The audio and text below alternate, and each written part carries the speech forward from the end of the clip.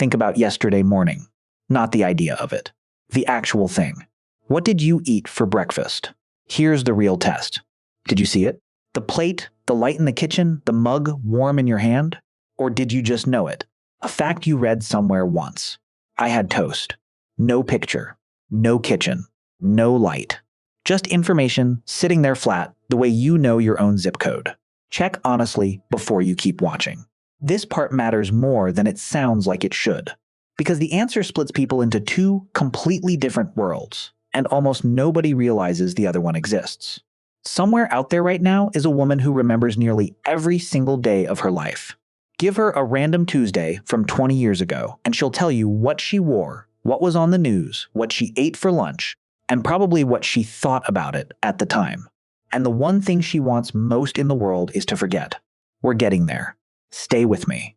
Because underneath all of it sits a bigger question than breakfast. When you remember something, do you relive it? Or do you just know that it happened the way you know a fact from a textbook you never liked? Let's go. Most people believe something like this without ever once examining it. Memory works like a movie. Press play, the scene comes back, maybe a little grainy, maybe re-edited slightly by time, but basically the same footage for everyone watching. Some brains just supposedly have a bigger hard drive. More gigabytes of childhood. That's the whole theory. And it sounds reasonable enough that nobody ever questions it, the same way nobody questions why the office printer specifically hates you. It's wrong. Not wrong about the amount. Wrong about the kind. For some people, there's no movie playing at all. The screen stays dark. Nothing to watch. Nothing to hear. Not one frame of feeling attached to it. Just the fact that something happened, sitting there flat, like a caption under a photo you can't actually see, on a phone you can't actually unlock. So let's walk the whole range today, front to back. From the person who replays nothing, to the person who can't stop replaying everything, on command they never gave. By the end, you'll know exactly where you land on that scale. You might not love the answer, or you might love it a little too much. Depends entirely on who you turn out to be. Okay, basics first. Your brain runs two completely different memory systems side by side, and you've probably never once noticed the seam between them. One system just knows things. Paris is the capital of France. You have a sister. You went to that wedding last June. Flat facts, filed away, nothing attached to them emotionally. The other system relives things. Not information. A replay. You're back in the kitchen. You can feel the mug in your hand again. For half a second, you're 12 years old, standing in a house that doesn't exist anymore. Then you're not. You're back here, an adult, holding a remote instead. Quick test, and I promise you, this connects to everything else. Picture an apple in your mind. Go on, actually try it. Color, shape, that little dent at the top where the stem used to be. Did you genuinely see something? Or did you just know what an apple looks like, the same flat way you know your own phone number, without ever seeing the digits? Real picture, even a faint one, even a cartoon your brain clearly phoned in? Congratulations, that's most people. Absolutely nothing, just the bare concept of apple with the lights off? There's nothing wrong with you either. You've simply met your own mind's eye, and apparently it doesn't do pictures. Never has. Probably never will. And that's completely fine. That blank, image-free way of thinking has a name. And it turns out it connects to something far bigger than fruit. Some people carry that exact blankness pointed permanently at their own past. It's called SDAM. Severely deficient autobiographical memory, which sounds like a diagnosis you'd whisper in a waiting room, so kill that idea immediately. It isn't one. These are healthy people. Normal intelligence. Nothing wrong on any scan. They remember facts just fine. How to ride a bike. Historical dates. Every turn of the way home from work. Quiz them on general knowledge, and they'll do exactly as well as you, maybe better, since they're not busy replaying their own greatest hits in the background. What's missing is only the replay button for their own life. Specifically, someone with SDAM knows they went to their best friend's wedding. Date, venue, who showed up, even who wore the wrong shade of the same color. What they can't do is go back there.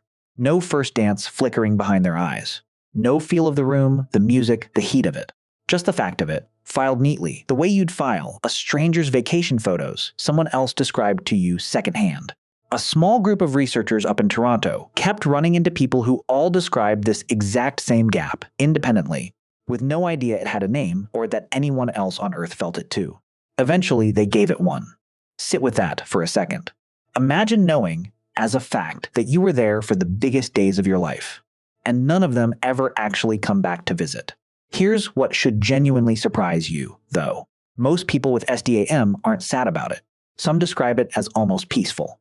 The bad days don't come knocking either. Grief doesn't replay itself at 2 in the morning, uninvited.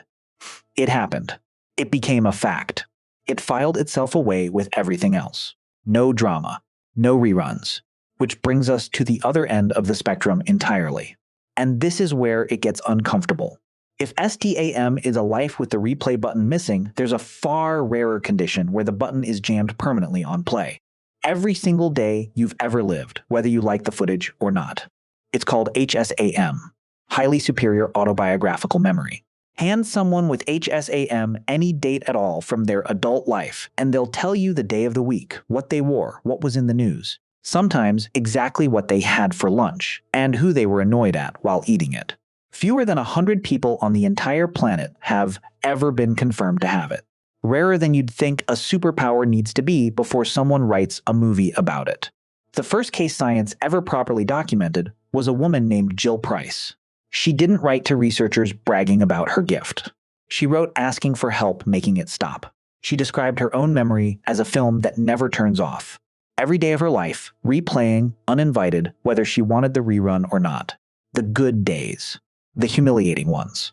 The days she would have paid real money to lose, permanently. Let that sink in.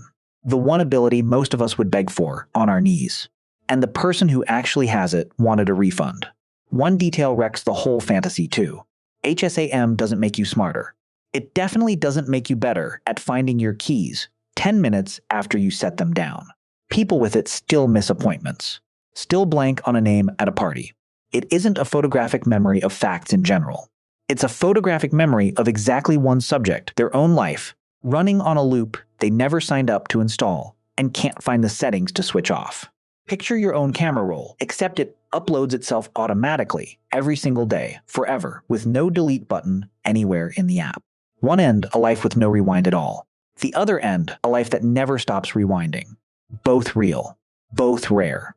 And somewhere in the middle of that spectrum is everyone else, including you. Now, look, in fairness, most of us sit nowhere near either extreme. That includes you, almost certainly, statistically speaking. But one fact ties the whole spectrum together, and it's bigger than SDAM or HSAM or any of it. Memory was never a recording in the first place. It's a reconstruction. Every time you pull up a memory, your brain doesn't retrieve a file from some dusty folder. It rebuilds one, slightly different, out of whatever pieces are still lying around that day. Basically, your brain is doing to your own life what a group chat does to a story by the 5th retelling. You're not playing back a tape. You're telling yourself a story again, editing it a little each time, without ever noticing you're the one holding the pen. True whether you feel nothing looking back, or you feel everything, all the time, invited or not. Neither is the correct setting. Remembering more isn't remembering better. It's just remembering differently, and both of you are allowed to exist exactly as you are. So, back to yesterday's breakfast. Did you see it, or did you just know it? Whichever one it was, you're not broken, and you're not gifted either. You're simply running your own particular version of a system that never recorded anything accurately to begin with. It has been quietly rewriting your entire life since the day it switched on, and it's going to keep doing exactly that without asking permission until the very last memory you ever make. Multiply that by everyone watching this right now. Millions of separate minds, each one busy rewriting its own separate past. No two of them running the exact same edit. That's not a glitch in the system. That's just what having a life looks like, from the inside. Next time your phone shoves an old memory in your face, 3 years ago today, some photo you'd genuinely forgotten existed, pay attention to what actually happens behind your eyes. See it? Or just know it? So tell me down in the comments. Breakfast yesterday. Did you see it? Or did you just know it? Genuinely curious which one of you is out there. Take care of yourselves, and I'll see you soon.